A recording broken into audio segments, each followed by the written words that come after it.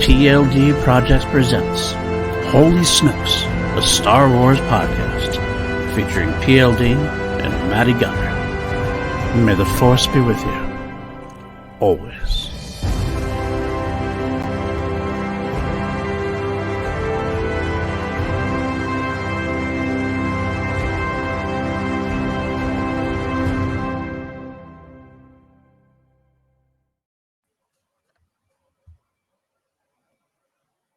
There we are. Hey, what's up? I had the whole opening going. I usually have it like as soon as I hit the opening button, I hit the overlay, so it goes right to it. And I started doing some other things. I was setting up our news bits and everything else, and I realized I didn't do it. All of a sudden, there was the thumbnail again. Okay, well, nice start. We are here. Welcome back to Holy Snokes on PLD Projects. I am your host, PLD. With me, as always, my life day compatriot here, Matty Gunner. How are you doing, my friend? Before we get into that, I'm just going to give the listeners and the viewers a little quick behind the scenes. We had one incident one time where POD put the wrong music to the introduction. So now he has this like nervous twitch that before we record, before we go live, before we do anything, he's like, I got to make sure I put the right music on. This was 6 to 8 months ago, I'd say. So for you to like have like your whole set like dialed in, and for you to make even a fraction of a mistake like that, I'm shocked. I am bewildered. I am dumbfounded. I don't know how you could let this happen. It makes me think that we need to do like every other content creator and hire an unpaid intern to exploit. Well, if you're looking for an unpaid internship, let me know. I'm willing to exploit you. Yeah, no, he's right. He mentioned that I think I married the two mediocre white dudes on a film other show with Holy Snokes, so it made for quite an interesting juxtaposition there. But either way, it is the holiday season. It is Life Day coming up here. I guess it's Christmas Day, of course. It's Hanukkah. It's all the different holidays that we celebrate. Kwanzaa. Is that the same thing? I don't know. It's different. That's different. Kwanzaa, the African American holiday. I don't know much about it. I don't know. I am like out and out atheist. So that's what we just say. Happy holidays. That's all we do. Happy holidays. Yeah, that's whatever I do. This all I do. I post happy holidays on my social medias, and then it's the safest thing to do. It encompasses everything. And if you don't celebrate holidays, well, then at that point you can just kind of smile and nod, I guess. And happy day. Just smile and wave, boys. Absolutely. Smile and wave. I watched Madagascar. I watched Madagascar on my flight home the other day. I don't know why. Penguins are like my favorite animal. Mm-hmm. Like, period. They're just the best creatures. And I think it's solely because of the penguins from Madagascar. And this has nothing to do with Star Wars. I just said, like, those guys, it's brilliant. Brilliant. I love the penguins. I'm going to go off on that a little bit further. Have you ever heard Benedict Cumberbatch's story about penguins?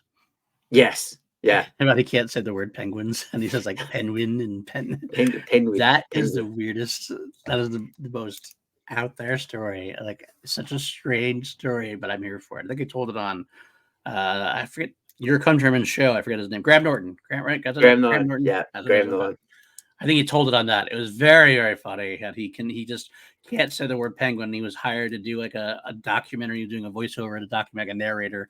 And like every time he said the word penguin, it got like worse and worse. He just had some kind of weird hang up about it. But then he was like calling them penguins, and it's fun. It's very funny. You should seek it out if you've never seen it. But speaking of UK actors that can't seem to get the accent down. I believe we've got some news bits going on. That is your transition. Nice work there, my friend. Yes, we do news here first before we dive into a deeper topic. Today's topic, actually, I say we dive into a deeper topic. It's not that deep. We had 3 Star Wars shorts that appeared in the 3 Lego Star Wars shorts were released by Lucasfilm on the Star Wars Kids YouTube channel. And I plan to do something about it. Like, we'll talk about it. We did the holiday special. Let's go into the 3 shorts. They were very short, like 3 minutes each, and they weren't very deep.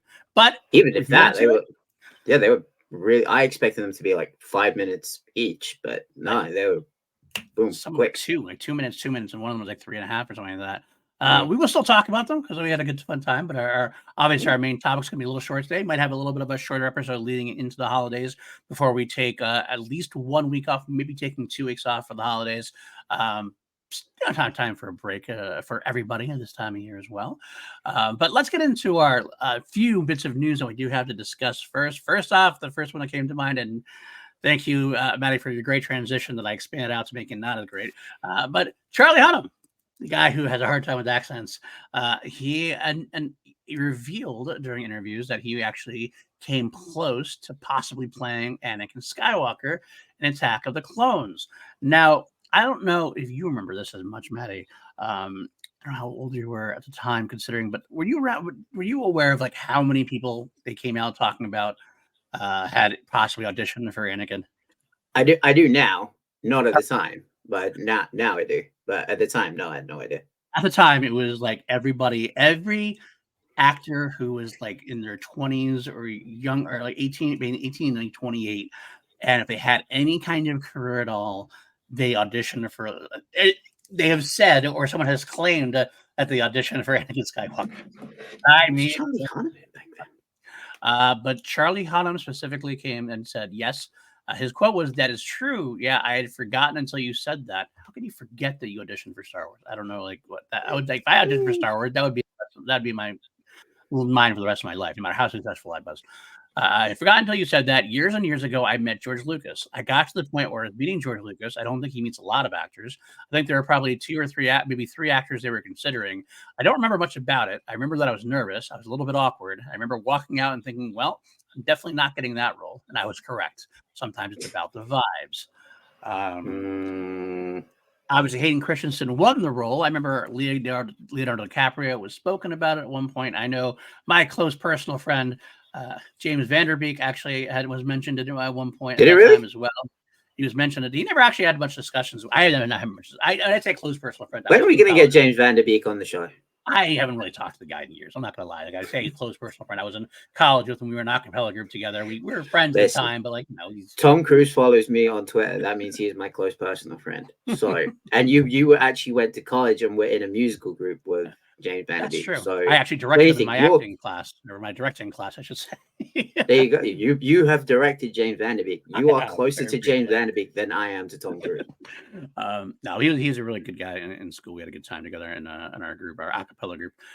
He did a mean Sting Englishman in New York, and also did a mean Ants Marching, Dave Matthews Ants Marching. So, but anyway, regardless, there's everybody out there. The idea is that everybody at the time was mentioned. All I have to say about this specific one, I am glad that we got Hayden instead of Charlie. We dodged a bullet. Listen, I saw the interview. I love Ash. She's great. I can't believe that she entertained this. I can't believe it. Charlie Hunnam. And I'm looking back, like people like that are watching now can wonder why I'm looking down. I'm looking at Charlie Hunnam's like his filmography. So Attack of the Clones was 2002. So they would have been filming around what? Late 2000, 2001. He was coming off of Queer as Folk. Yep. You ever see that show? Was that a big show in the States? It was big enough. It was mentioned enough. I mean, I don't know. Okay. As far as I know, I don't remember a whole lot about it. I know it was written by Russell T Davies of Doctor Who fame. So that's about all. So I don't know how that would have got him in the room with George Lucas. Now, listen, I'm not saying he's talking shit. Maybe, I don't know, but I am listen. Our good personal friend PJ Campbell and many others, my ex-girlfriend in particular, have said that if there is one person to play me in a biopic about my life, Charlie Hunnam would be the number one spot, because apparently we look alike. I don't personally see it, but Sons of Anarchy era Charlie Hunnam, apparently it's been floated there. I don't agree, but whatever.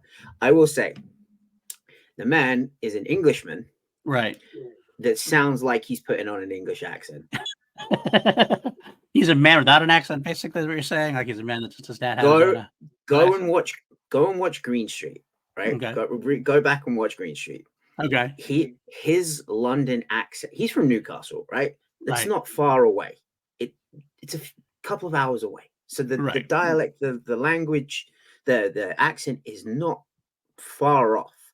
He sounds like an American putting on a London accent, which again, I guess is kind of why he could also play me, because for the viewers of this show, I tend to dial back my accent a bit because POD, you've been around me.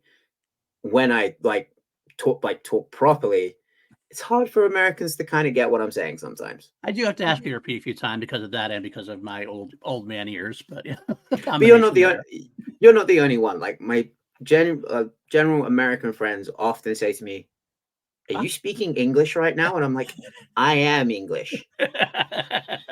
So to have Charlie Hunnam, someone who, when he puts on an American accent, he sounds English, and when he tries to speak from his mother country of England, he sounds like an American putting on an English accent. This is my biggest pet peeve. This is why I can't watch Pacific Rim. Again, shout out to PJ. I know he loves Pacific Rim, but Charlie Hunnam is the reason I cannot watch that film anymore. So I'm very, very, very, Francisco. San Francisco. Dude, it's so bad. I don't know. He's great in Sons of Anarchy. I love Sons of Anarchy. He's great in that. I'm not shitting on him as an actor because there's a reason he gets these roles. Because there's obviously something he does other than being insanely attractive that gets the role. However, him playing Anakin. No. I don't have much of a history with Charlie Hunnam. I don't love him. I never watched Sons of Anarchy. Look up Biker Grove. Okay. It's an old British show. I think it aired in like 97, 98. It's an old British show that's set at a school in Newcastle. That is how he should sound. How I just spoke then, he's like talking like Biker Grove. That is how he should sound when he speaks, but he doesn't. Especially in Green Street, where he tries to talk like this, and it sounds like he's putting on it's bad. So yeah, I'm glad that he may have gone in the room with George, but I'm glad George showed him the door. I don't have much with him at all. Again, I never watched Sons of Anarchy. I did watch Children of Men. I love Children of Men, but I barely remember him in it. So that doesn't do. Oh wait, isn't he the lead in Rebel Moon? That's what the interview talk. I'm about to get there. Pacific Rim. I loved him. I love Pacific Rim, but it's despite him, honestly, speaking the same type of thing. He was fine in Crimson Peak. A lot of good things overall. But yeah, Crimson Peak. I love Crimson Peak. I think it's a great movie. I love Guillermo del Toro, pretty much anything he does. But either way, I do agree that I'm glad that I think we dodged a bullet. I kind of lump, fairly or not, I'll say I never try to be negative on the show, but fairly or not, I kind of lump Charlie Hunnam into that. There is, especially around that time in like the 2010s era, there was this like plethora of white male, very plain actors that were just in everything, and they all kind of seem to be very like you could replace or easily replaceable. What's that word I'm looking for? Interchangeable.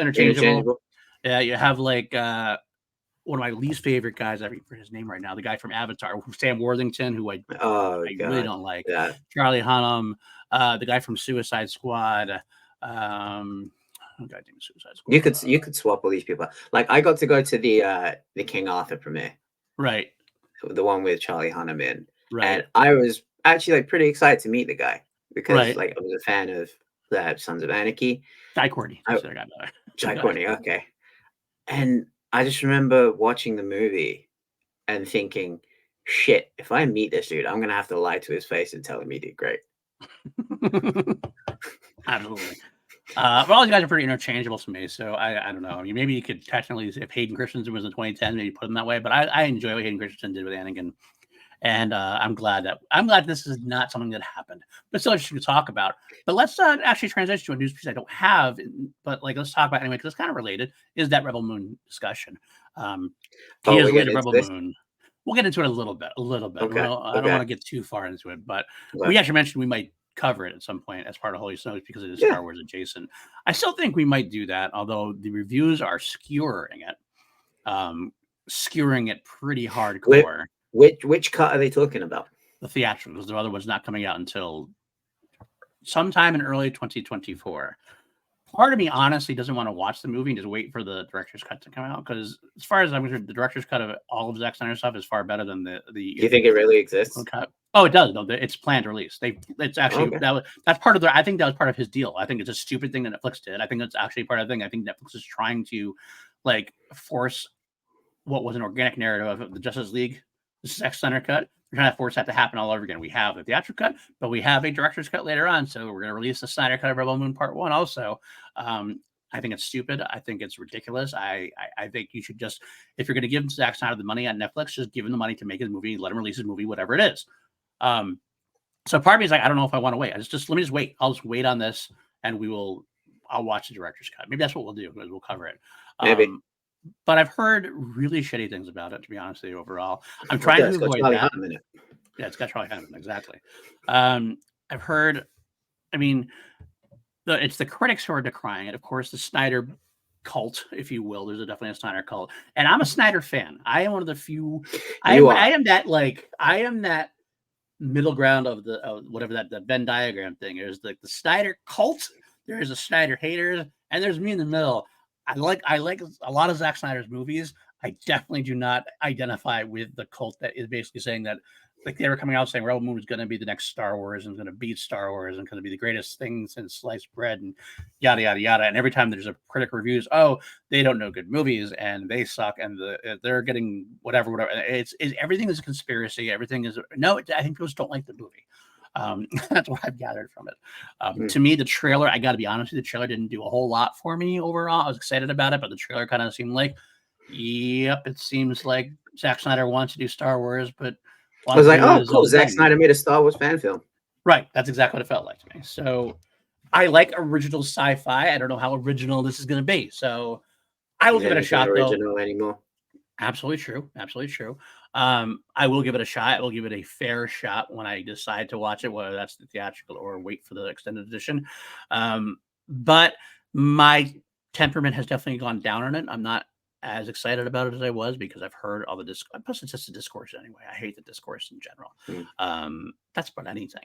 I mean, you look at like Aquaman, the discourse around Aquaman is going to be another big failure for comic book superhero movies. And quite frankly, I like the original Aquaman. I love James Wan. I kind of have the feeling I'm going to go watch it and be like, that was fun. Wait, you mean the DCEU is going to die again? Exactly. James Gunn's going to not know what he's doing again. James Gunn's going to potentially lose his job that he hasn't even started yet again. Exactly. It's ridiculous. People just have to watch things and wait for what they get. Take what they give you and then react to that instead of like the narrative around everything. And that's been the case for every big franchise: Marvel, Star Wars, DC, anything you can talk about.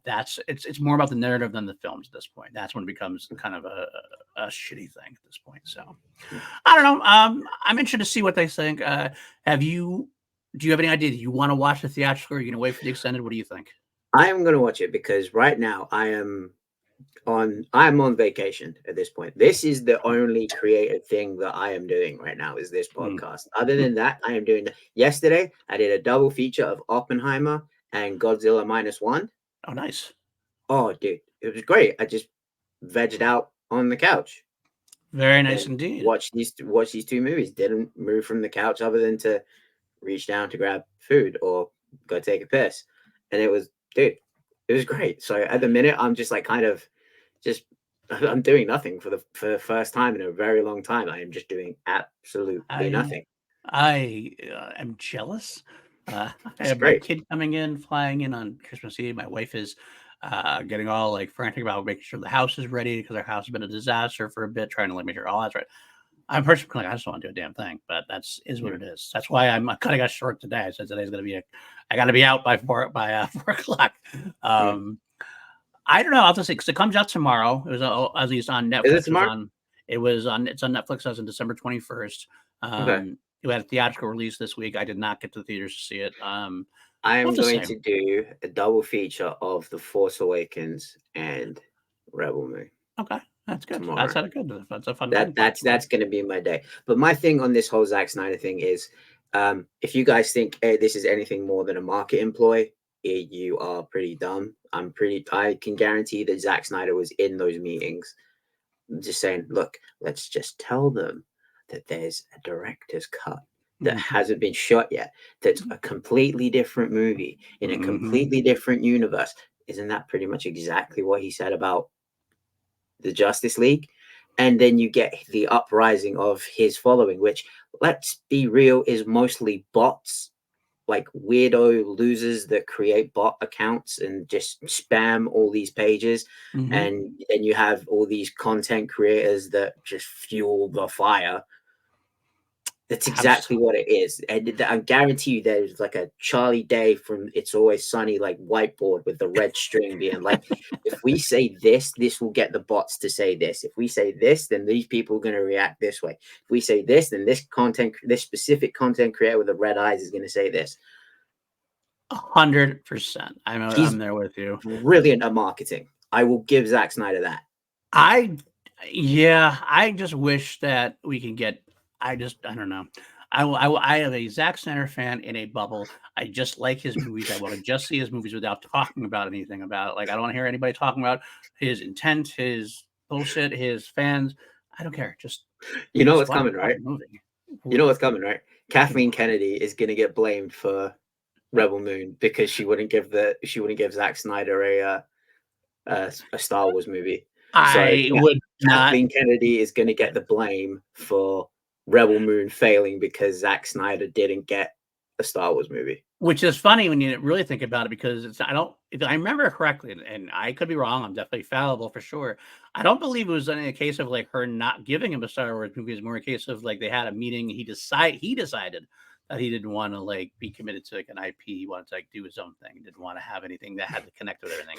He didn't want to create an IP yet. He wanted to create something that challenges Star Wars. Okay, pal. Oh, what did he want? He wanted to have his own IP. Basically, he didn't want to have to like fit into an existing IP and everything else, kind of thing. So, but I mean, I don't know. Anyway, I think we spent too much time Rebel Moon as it is. It is there to watch it. I think we might have an episode on it someday, because I like to, as much as a lot of people, especially in our space, like I'm going to throw it out there. I love PJ Campbell. He hates Snyder. I'm in a text chain with him and Jeff, and they hate Snyder. I saw the tweet thread, and I've seen the messages. Yeah, they hate him, and like I get it. I understand it. I completely get why. And for me, I still hold the fact I like his movies. Generally speaking, I have a good time with his movies. Man of Steel is one of my favorite superhero movies of all time. I actually enjoy Batman vs Superman. I think 300 is great. I think Watchmen is great. I have a lot of fun. Army of Dead was fun for me. I think I have a lot of fun with his movies. I did like Army of the Dead. I did like Army of the Dead. So to me, I'm like, I don't like what he does. I think he riles up his fan base. He knows what he's doing. And the fan base is zealotous and honestly not worth talking about. I just like the movie. So that's all I'm going to do. I just like put my blinders on and go, okay, I don't care what I just sit down and watch the movie. And if I like it, I like it. If I don't. So if we cover a movie, I'll be honest about it. If it sucks, it sucks. And if it doesn't, it doesn't. I'll try to be positive, because I always try to be positive. Beyond that, I think that's all we can try to do. He's the Logan Paul of movie directors. There you go. Logan Paul is a great example, because I got to be honest with you, I'm not a big fan of Logan Paul, but watch him in WWE. I got to give him credit for doing what he does in WWE. He's actually made his mark in WWE in a way that he shouldn't have been able to. All right, that's neither here nor there. Let's move on to the next topic of conversation, the next news bit. This is a fun piece of news for me. It's not even really news. It's just kind of a character piece. Ethan Hawke was recently being interviewed, and I went down a rabbit hole. I didn't realize this, because it kind of made the rounds. He was on the Today Show, and they asked him about wanting to be in Star Wars, and he jumped into it like head first, or feet first, rather, head first. That really sounds bad. Yeah, jump into things feet first, jump into things head first. You're gonna get knocked out. I mean, you could dive into something head first. It just wouldn't, right. It wouldn't go well. But he came right out and said, basically, I want to be in Star Wars. I did a deep dive earlier on, I guess, and he says he's been doing this for years, and he has. He was on Conan 5 years ago, on Conan 9 years ago, all talking about he wants to be in Star Wars. He doesn't care what. He'd play a Wookiee. He wants to play a Wookiee.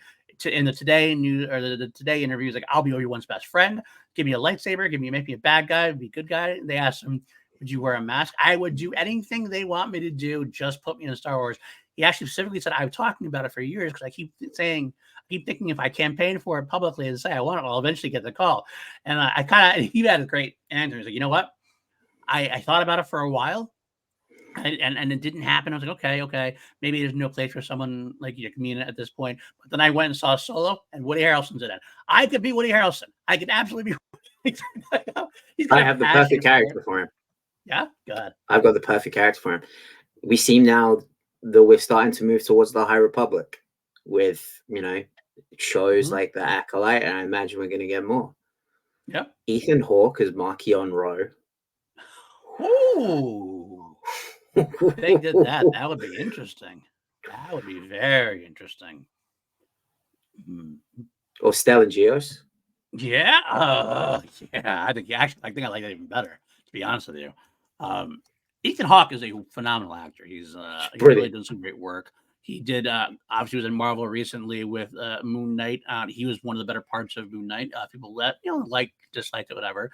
But he did like the Before trilogy. But he also did, obviously Dead Poets Society, Assault on Precinct 13 in 2005. More sinisterly, more for me, especially for my horror fans like me, Sinister and The Black Phone, which you're doing a sequel. I love The Black Phone. I thought The Black Phone was super original and really cool. Yeah, I really loved that movie. I'm happy. I'm hopeful the sequel is going to be as exciting. But Ethan Hawke, again, great. He is great at what he does. So I think there's got to be a place for him in the Star Wars universe. I would take him, like he said, I would take him in. I could accept him in any role. You could see him as an Imperial. You could see him as a First Order. You could see him as a bad guy that way. You could absolutely young Tarkin, absolutely. But you could also see him as a Jedi. You could see him as Obi-Wan's best friend kind of character. You could see him in the Jude Law type character, kind of a he could be in any of those roles. So if you're telling me you got a guy the caliber of Ethan Hawke wants to be in your Star Wars film, Lucasfilm, get on the phone, give him something. Come on, this guy could do it, and he'll bring eyes to it, and he'll be happy to do it, and that's a good thing. You always they got British Roy. They got one of the. I can't remember if it was Prince William or Prince Harry or both that were in, what was it, Force Awakens? Yep. You've had British royalty in the movie. Now give us actual royalty that we care about in Ethan Hawke. I am pushing for Ethan Hawke to play live action Markion Rowe. He's got that creepiness about him, but yet he's still got the physique that can pull it off. And long-haired Ethan Hawke, who doesn't want to see that? Absolutely, 110%. So they're right out there. If Ethan's going to keep pushing it out, we'll also amp it out with our. I mean, we don't have quite the amplitude that today's show has. But if you're watching, anybody's watching, give him a role. Give Ethan Hawke a call. Get him in there. So, all right, a couple more pieces of news here. We got to talk about updated Disney press release. We talked about this a couple weeks ago, or 2 weeks, whatever it was, 2 weeks ago, where they talked about the upcoming 2024 schedule. And he noted that there was no Bad Batch. There was no Tales of the Jedi on those lists. Well, that is no longer. They have actually released a newer press release. And here is Disney's slate in 2024. We got Echo. I'll go a little outside Star Wars, see what the hell. Echo, which, did you see the trailer for Echo, by the way? I did. I really like it, especially because I know the comic run that they're referencing, and like seeing the shot of Wilson like holding his eye and having the bandage over his eye. That's gonna be fun. That's gonna be good. Very violent for Marvel, for Marvel Disney Plus. A lot of blood, a lot of violence. I'm looking forward to that. A lot of four-way fight scenes incoming. Yeah. That's in January 10th. The first Omen in April 5th, 2024. I believe that must be is that the Omen prequels? Oh, that is. I don't even know. I assume it is. Take a look real quick. I figure as a horror junkie, I should really know this.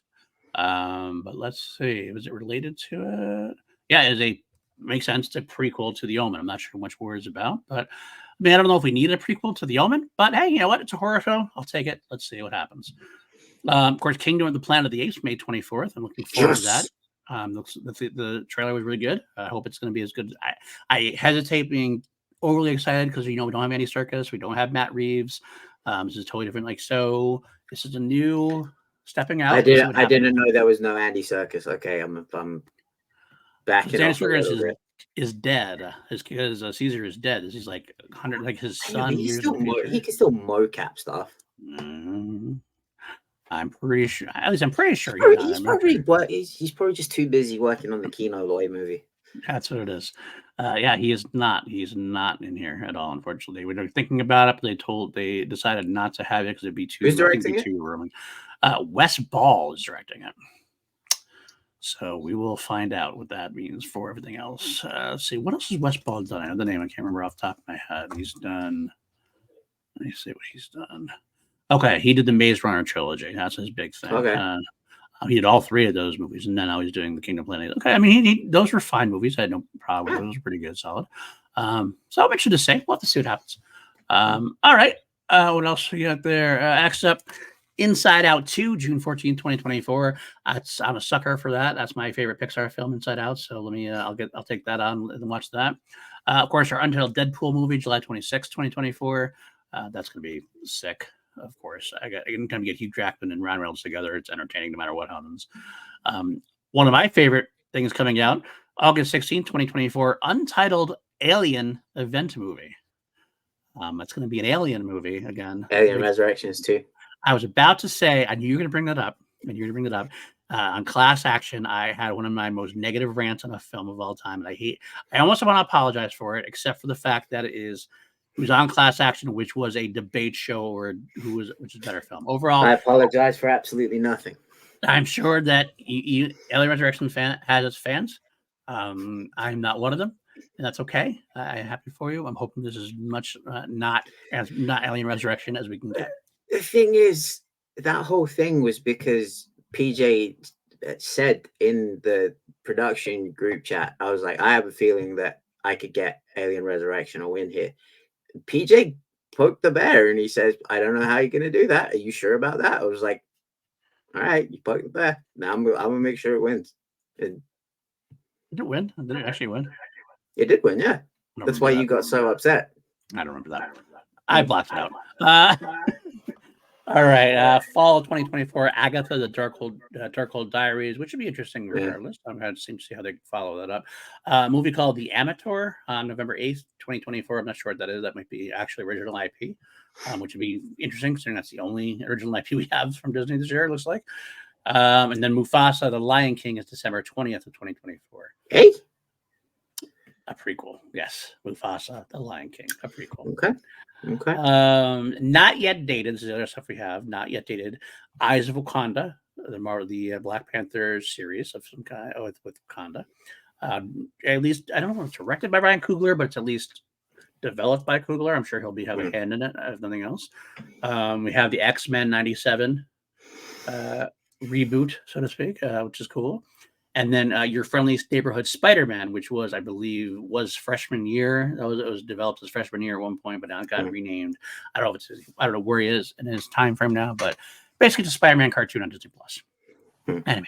And then our Star Wars stuff, as the aforementioned press release it was the Acolyte and Skeleton Crew were both in there. They are not yet dated according to this press release yet, so we still have no idea when it's going to come, but those are in 2024. And then both listed was the Bad Batch Season 3 and Tales of the Jedi Season 2, which actually makes me even more excited than Bad Batch because, I mean, I'm looking forward to Bad Batch more, but I was 99.9% sure we were getting Bad Batch next year. Mm-hmm. Tales of the Jedi, I was kind of like at that 50-50 where we were going to get this year or not. So the announcement that we're getting that in 2024 makes me happy. My pitch is, I wonder, it's kind of funny because they have even though it says under a thing of not under line not yet dated, I kind of wonder if it's in release order. Maybe because it has the Acolyte. Although I guess it is technically, you know what? I take that back. This is actually done alphabetically. I'm realizing it now as I'm going through. It's done alphabetically because it'd be Acolyte, Bad Batch, Skeleton Crew, Tales of the Jedi. I would go Bad Batch May, Tales of the Jedi summer, Acolyte October around Halloween. Ooh. And Skeleton Crew around Christmas time. I'm gonna mark this down in a little notebook and we'll see. My prediction is Bad Batch February or March, Acolyte May. You got to put something out in May. There is definitely going to be something in May. I think that's why you do your next live action in May. I don't think you wait a year for almost a year before live action comes out. Like Acolyte in May, Tales of the Jedi in August, September, and Skeleton Crew in November into December. I just want the Sith show to come out with Halloween. That's gonna happen. I'm not gonna wait that long. I can't see waiting that long. You think I can? I'm saying I don't think they can either. I think they're gonna do it. So, all right. Final bit of news. Interestingly, in what has been kind of the absence of any kind of discussion ever since Ahsoka ended, Dave Filoni had a interview with Empire. And he finally kind of teased a little bit of what he had in mind. A couple of quotes from that article. He was discussing that they said they didn't introduce Captain Pelion in The Mandalorian for nothing. Pelion was Thrawn's right-hand man of the Makes Empire sense. trilogy, of course. And he'll be sitting next to the Chiss leader soon. He said, quote, "We set up Captain Pelion in The Mandalorian. That's a character that goes with Thrawn, so I'd love to see the two of them together." Okay, Dave. More interestingly, and I did think about this too much. I guess I almost feel like I should have. His foil throughout Rebels was Hera. Putting the two generals against one another is something that I find interesting. And I'll fill that by saying Lars Mikkelsen, a quote saying, "Thrawn's goal, as far as he knows, is to straighten out all the others and tidy up the shop.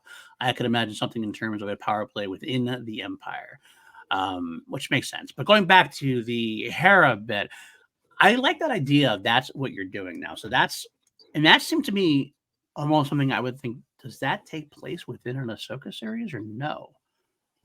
I don't know. I feel like I would say no.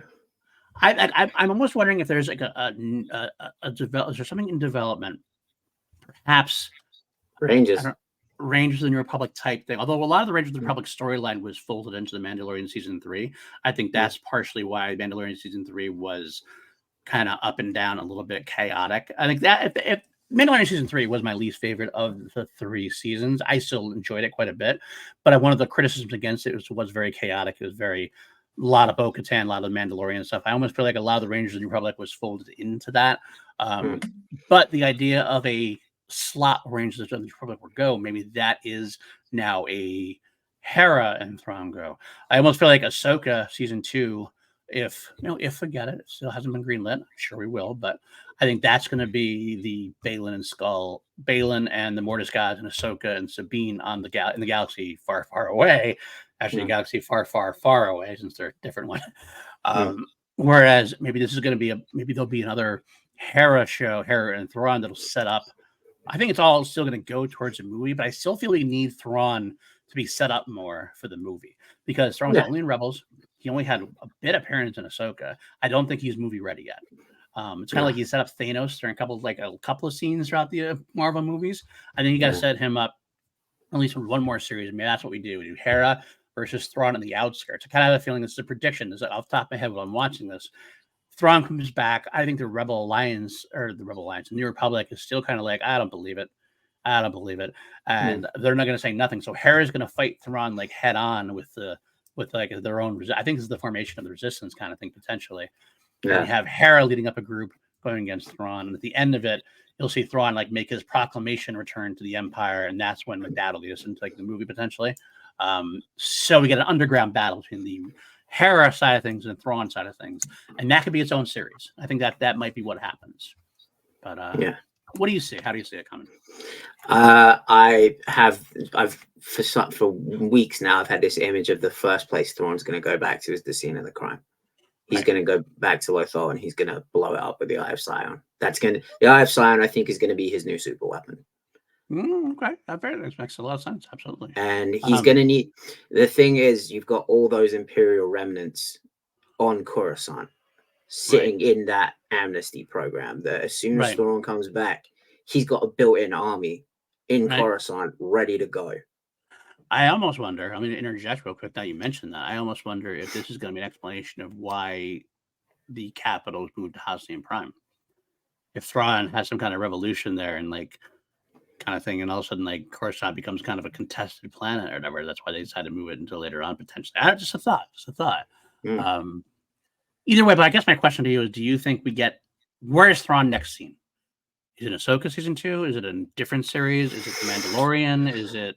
Well, we know they've said that the events of Ahsoka aren't going to fold over into The Mandalorian, so I'm going to take that as Thrawn as well. I think they're gonna put a bit of a reset on Din and Grogu, let them have their own adventure for a little bit, make people like re-fall in love with the characters. I mean, we love them, but there's obviously those who, oh, it's not Din Djarin show anymore. Shut up. But I think the next time we're going to see him is possibly, in whatever this Rangers show is going to be. I still think we're years off of Filoni's movie at the minute. He needs to think how long it takes to film these shows and how long it takes to put them out. I think we're still 5-6 years away from the movie coming. So I don't think Ahsoka. I think Ahsoka will kind of lean on it. They'll be like, we need to get back to stop Thrawn. That'll be the ultimate objective. But they'll end up getting sidetracked by Balin, and that will deal with like the cosmic force and the mystical stuff. That's going to be the Ahsoka side of things. Yeah. And then over here, you've got Ezra and Hera, and I almost kind of have a picture of those. I can't remember the names, but the famous picture of the two chess players sitting opposite each other. Oh, yeah. I know what you mean. Yeah, yes, I know exactly what you mean, but I can't think of it. And like that being Hera and Thrawn, like the two master chess players opposite each other. Yeah, no, I agree. That's a good. I think it's a good way to think about it, and I agree. I think that's what's going to be. I think you have a point spot on. I think we're going to get a new series. I do think we're going to get a new series, like a Mandalorian Hub did in Grogu's Adventures. Ahsoka will have Ahsoka's Being in the Galaxy. We'll have Hera and Thrawn kind of building up, and then all three of them will combine eventually into a movie. Portal scene type of thing.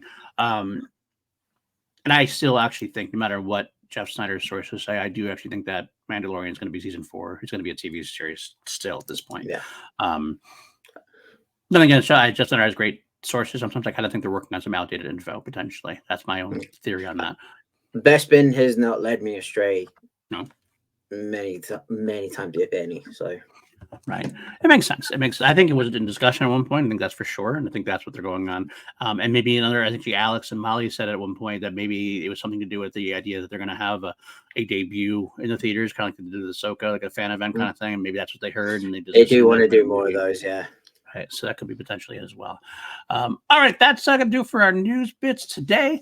Let's just go into our, we had this conversation on air last week. We did the Life Day special, the holiday special, and the Servants in the Force documentary on it. And during that time, we messed up not getting Adam Witt back on for that. That's true. You know, we thought I thought about that afterward as well. Yeah, we should have got him on. But Lego Star Wars has released 3 shorts that came out. They're on the Star Wars Kids YouTube channel. We have New Treasures, Chewie's Holiday Cheer Up, and 'Twas the Night Before Life Day. And they were definitely heavily influenced by the holiday special to a degree, in some ways, like you predicted. Let's go through the 3 of them really quickly. First, we'll talk about what we like, then we can kind of rank them. The first one we'll go with New Treasures, which was Yoda, and it had 2 of the Young Jedi Adventures kids in there. Kind of seem a little bit older, but not quite like them. Did not have Nubs. I'm sorry, no Nubs. No Nubs. Which I was surprised at. They should have put Nubs in there, to be honest with you. Maybe they're saving Nubs for his own spin-off special himself, which I wouldn't be surprised. Come on, older Nubs with the VR helmet on. Wow, that's not something we need, Matty. That's not something anyone needs. We don't need that VR thing in any Star Wars special from now on. Now this one was fun. Lego Star Wars has always been a fun thing for me. I gotta say, like I talked about before about discourse and how discourse can be very tiring and very shitty, and that was just Zack Snyder. But I'm talking Star Wars can get that way too, especially with everything going on. Like hating everything. Yeah, exactly. But Lego Star Wars is always something that just brightens up the day, because it's like you go and watching these Lego Star Wars things. You're in the Star Wars galaxy, and no one talks about them in any way, shape, or form. And if they do, it's sort of like, oh, that was fun, that was silly, yay. And sometimes that's what you need. You need funny, silly, yay. And that's what we got here. We got here this is the Young Jedi Adventures kids with Yoda. This is the one I didn't understand the most of. They're Yoda's training them. It looks like a little bit of montage. It looks like they're getting some kind of alien weed at some point. I don't know, some pot they're cultivating. Yoda, it makes sense that Yoda be a pothead. I would not be surprised at all. What were your thoughts on this special, on this one? I thought this was really cute, and I feel like the reason that this one was the one featured around the Young Jedi Adventures, the one more for the kids, was that I feel like this is kind of a lesson in patience. Mm, That's one thing that Yoda's always tried to teach, is lesson in patience. And they were putting together what I think looked kind of like a Christmas wreath yes, that that's what it was. they put on the temple, and it kind of like it seemed like everything they were collecting, they were like trying to rush in to get it, and it Right. just made me think of it as kind of like teaching kids like be patient, live in the moment, because let's face it, we all did it as kids. When you go down to get your Christmas presents, you don't care for like the effort that got like put into like going and buying those presents. You just want to open up and see what you got. Right.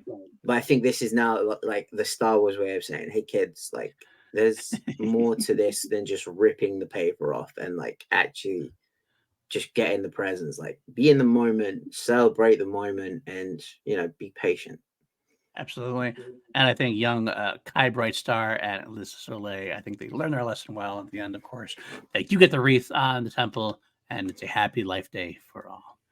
All right, the next up we have the second one we'll talk about then Chewie's Holiday Cheer Up, celebrate the season. It seems like it takes place like right after New Hope, it feels like. That's what it seems in the Yeah, Yavin they're on days Yavin, right? on Yavin. And we notice that Han notices that Chewie is disappointed not being with his family. He has the glowing blue blue ball. This is definitely this whole thing is completely inspired by the holiday special. The holiday special obviously was after episode 4. Han was bringing Chewie back to home to meet with Lumpy, Itchy, and all the Mala. In this case, Han notices that Chewie is sad, sad for it, and Han decides to rally the rebels together, and he creates a big holiday life day special celebration for Chewie. Get to see all the people come together to see Leia helping out, see Chewie getting his blue thing at the end. Of course, it's another ceremony, just like almost like one we saw in the holiday special. This one just had a little bit more of a budget. Didn't have that screen. This is what maybe would have happened if they had a budget for Life Day Special outside. And Chewie is very satisfied. This was very adorable and very much a way to say, look, we love the holiday special, warts and all. We know people out there do, so we'll give you just a 2-minute animated version, updated version of it. Just do it. If there's an avenue to do it, that Lego Star Wars is the way to do it. Absolutely. That's perfect. And of course, this dealt with the prominent Star Wars theme of found family. Yes. I don't celebrate the holidays with my relatives. I often, if I'm not home on my own, just with the dogs and vegging out on the couch watching a movie, I'm with my friends celebrating. Right. So Found family is a very important part of Star Wars for sure, and a very strong important part of many people's lives. Ones with family, ones without family. hashtag family. Hashtag family is what it is. All right, the final one we'll discuss then. 'Twas the night before Life Day. This is the only one that had any dialogue. It was all done in like rhyme and So the night poetry before style. Christmas, and all through the house, not even a creature was stirring, not even a mouse. And Yoda was doing the main poem, but we had dialogue, of course, from Palpatine and from Vader. I love Palpatine and Vader in Lego shorts. Okay, the best part. They're easily the best part. Whenever they pop up, you know it's gonna be something funny. Which is so considering they're how evil and how scary they are in the movies. Like it's such a funny bit. That's what they turn out. Vader's Vacation is one of the best like Lego Star Wars things ever. It's awesome. It's hilarious. We have the Emperor's galaxy's greatest Emperor mug that just created. And you have R2 stealing it and R2 running through the Death Star, knocking out Darth Vader, at least knocking out the mug. R2 getting the X-Wing. Everything was very fun. It's all a bunch of ridiculous. How did the Death Star not blow up? If he shot the mug down the exhaust vent, how did the Death Star not blow up? That is a good question. That thing is the bomb. I do think my favorite line was something about there it is. All troopers on Vader, on officers to bring me my mug or I'll zippity zap you. That was my favorite line in the whole thing. Gay Palpatine at the time. Yeah, that's I think this is definitely my favorite of the three.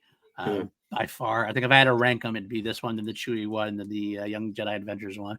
But all three were worthy, fun little 2 to 3 minute shorts that you can just take a time. It's on Star Wars Kids. If you want to brighten up your day for 2 or 3 minutes, take a watch, take a see, and happy Life Day to all of you guys. So I think that's where we'll wrap it up. Matty, where can the folks find you? You can find me right here on all social media, right there. And while you're looking down there, go across there, hit that like button, go even further across that way, hit that subscribe button. You know, make our Life Day and get us to 500 subscribers. We are getting there. If you do that, we are getting there. And I think it's because of my proclamation and my deal that I made last week, in that if you get us to 500 subscribers, any level on the Patreon, any level, lowest tier up to the highest, I will do a watch along of the holiday special. And like, I will do it live. People can join it in the chat, and then we will, we'll watch it. Did you say 5? I thought you said 1,000. I think I said 1,000, but I'll do it at 500. Fine, that's fine, because we are close. We are actually now at 400. No, I said 500. You think I'm waiting that long to watch the holiday special? Are you mad? We are at 481, so we are getting up there. We have 19 left. 19 left. We really could appreciate that. So, if you want to help out, mention these aforementioned Patreon. We do a patreon.com/PLD Projects, really keeps the show going here on the lights on. Such people as Austin Goodell, Brendan Buckingham, Jeff Alterman, Jeremiah Morris, all you. We love you guys so much. Everybody else as well. I have a great crew there. So, but if you can't, we understand it completely. Just if you want to help out the show, like, subscribe, send it out there to the world. Let them know we're here. Comment, review, all that good stuff. We're here for it. And if you want to find me at Paul _ News, you on Twitter, I'm only willing to talk Star Wars, pretty much anything else. Music, got Crown Jewels on the sister channel this week. Doing what am I releasing this week? Spread Your Wings is this week. Okay. Too many of our white dudes on film got canceled yesterday due to PJ's schedule. On something comes up. It's holiday season. We get it. So I'll be back on January 2nd for that. For Jason Goes to Hell. That's our deep dive into that. The final Friday, not so final Friday. We have a review every other week with Lego, where I go through all of the V franchise. And of course, we also have PJ and I doing the Big Blue Box now. So we'll be back for the Christmas special for Doctor Who. We'll probably do it that weekend. That clip of Neil Patrick Harris with the Spice Girls over it has been doing. I see that at least 5 times a day on my algorithms, be it on TikTok, Instagram. I am here for it. I'm here for it. I love it. I'm all over it. So. It's just weird. It's weird. All right, folks. Well, then until next time, happy Life Day to you.